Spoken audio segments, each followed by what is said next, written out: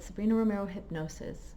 I'm a certified clinical and transpersonal intuitive hypnotherapist. Today, I wanted to discuss a topic of suppressed emotions and how it affects your body. I think it's really important that we talk about that. Let's start by having a scenario. Have you ever been in a situation where you had someone pick on you in whatever way they were picking on you, whether they were trying to make fun of you using words or constantly tapping you, just picking on you, and they just didn't stop. They kept going and going and going, and one day you just blew up. You screamed at them, and you screamed at them with all of your might, and they got scared. They got pushed back. They weren't expecting you to do that, and at the same time, you scared yourself because you didn't know that that would come out of you. You weren't expecting yourself to blow up like that. And it kind of made you feel a little guilty, or maybe it made you feel a little ashamed. That is a great example of you suppressing an emotion.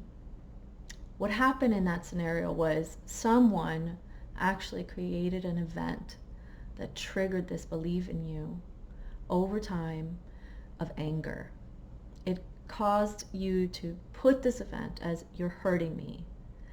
And because you didn't take a moment and say, "Hey, stop. This has to stop now. I don't like what you're doing. It is making me angry." You just kept holding and holding and holding. And eventually, now that belief of you're hurting me, now created an emotion. And that emotion became anger. And now that anger created this behavior, this issue of blowing up.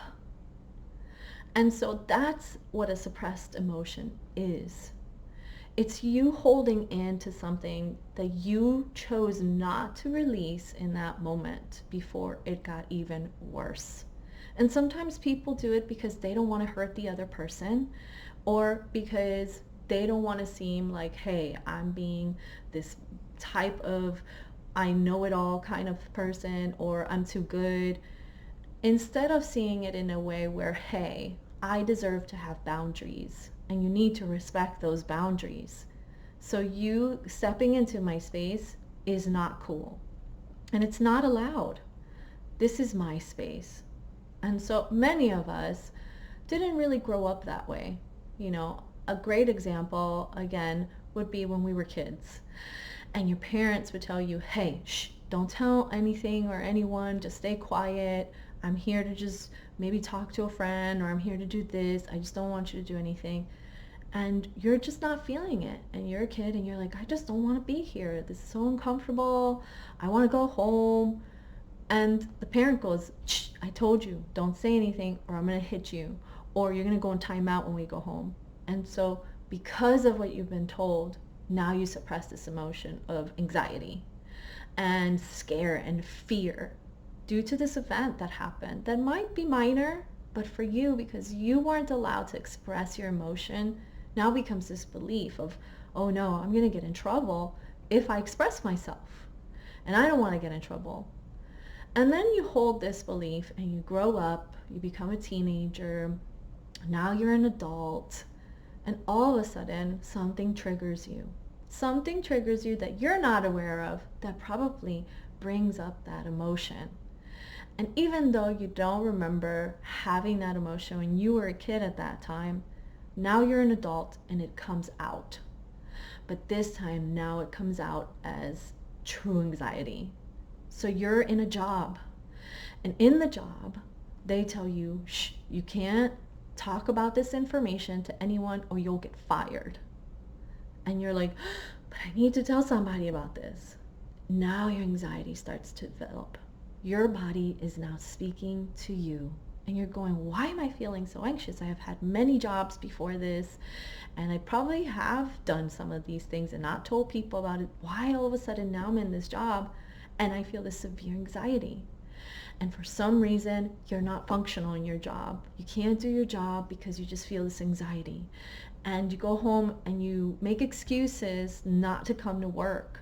And now it becomes this big problem for you. A problem that probably isn't going to allow you to live your life the way that you deserve. And so finally, you get to a point where, due to this, you're like, I have to release this. I don't know what this is, but I have to let it go. And so you either decide to do therapy, do meditation, or go to hypnotherapy to release this emotion. And then you find out that this emotion stemmed all the way from when you were a kid. So we go into that emotion, release that, come to awareness and say, I'm no longer this little kid. I'm allowed to speak my truth. And I don't have to hold my emotions. I can choose what I want to do because it's my boundaries. And if I ethically don't feel like this is the right thing to do, then I won't do it. And if I feel I need to say something, I will do it in the most loving, compassionate way I can. And so then it brings awareness. What happens during suppression? Well, this is your body. Maybe I should explain how the body really works in regards to emotion. Many of you, I want you to just kind of step out for a little bit as I describe this. Your body really is energy. And the best way that I can describe that is you have a nervous system. And I want you to remember, if you've ever done this when you were a little kid, someone took like a balloon and they rubbed it in your hair and then pushed it out, and your hair was coming out, almost connecting to the balloon. It was static, right? That's energy. That's what your body has. And another great way that I give my clients a great example is I give them an exercise to prove that they really are energy. So I tell them to clap their hands about 3 or 4 times, rub their hands together like this, take a big breath, and I want them to just pull it apart a little bit and just swerve their hands like this. And if you do that, you'll notice, there's no distraction if you're really focusing, that you feel like a pull between both hands, like an energy, almost like if you had a ball of energy in between your hands.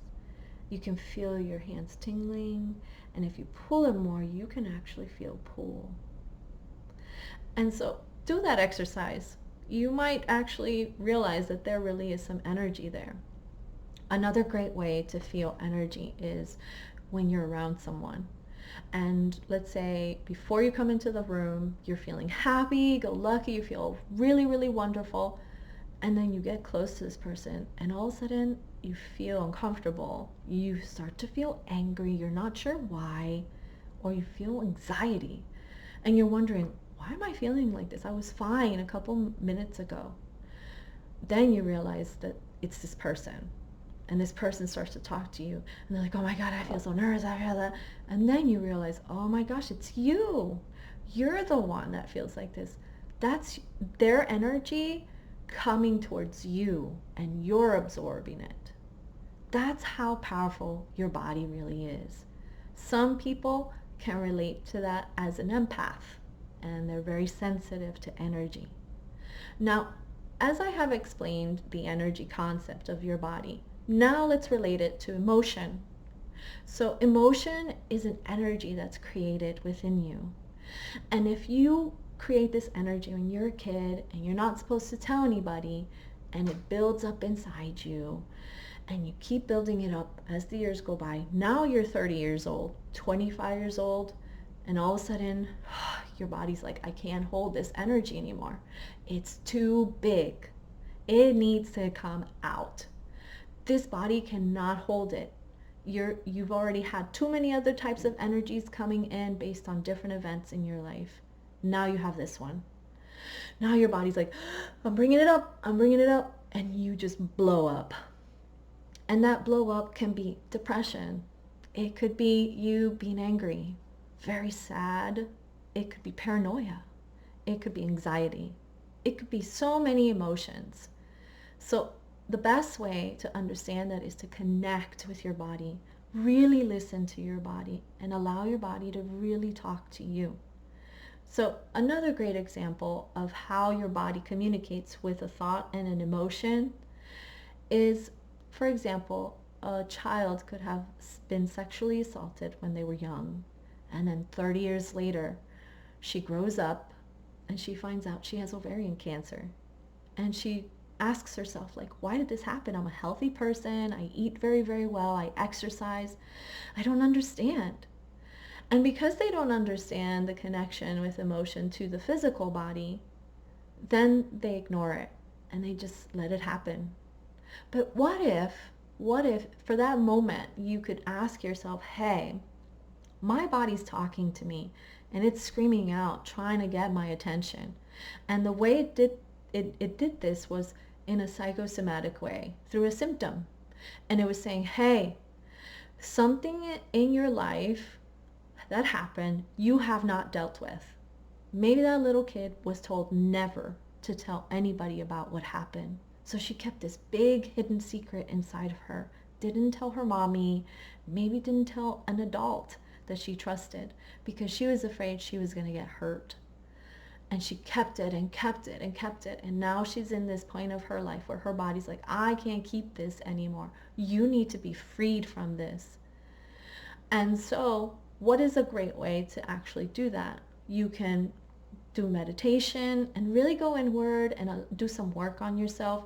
You can do therapy and talk about the problem and really release it. If you have to cry about it for a few days, or if you have to scream, or whatever you need to do, never though go and confront that person in anger and hurt them.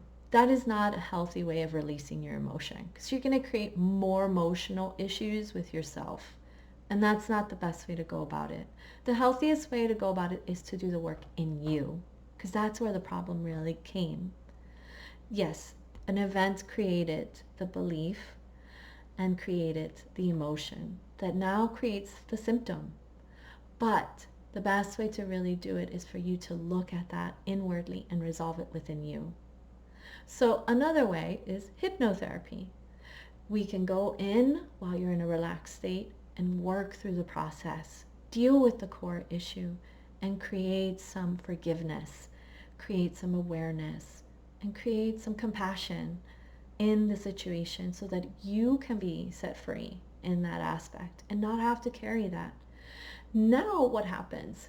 Now the body goes, whew, we release this. This isn't heavy anymore.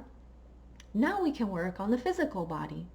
And so what do I do in that sense? Now we communicate with every cell in our body and we work on creating more awareness in the body to provide you with no symptoms if possible. And so this is more of a mental aspect. We shift the energy in your body using your thoughts and creating new emotions that are more positive. So now that I have explained how symptoms can help create issues in the body and the effect that it has, I hope that that really has given you an idea of how powerful the mind, the body, and the soul really are when you put them together. I love doing that work with my clients. That is probably the most favorite part of my job. Again, this work to me is very sacred. I love doing it and I love helping clients. I really believe that we need to balance ourselves within our bodies, both in our mind, our physical, and in our souls, in order for things to really come together and for us to have awareness.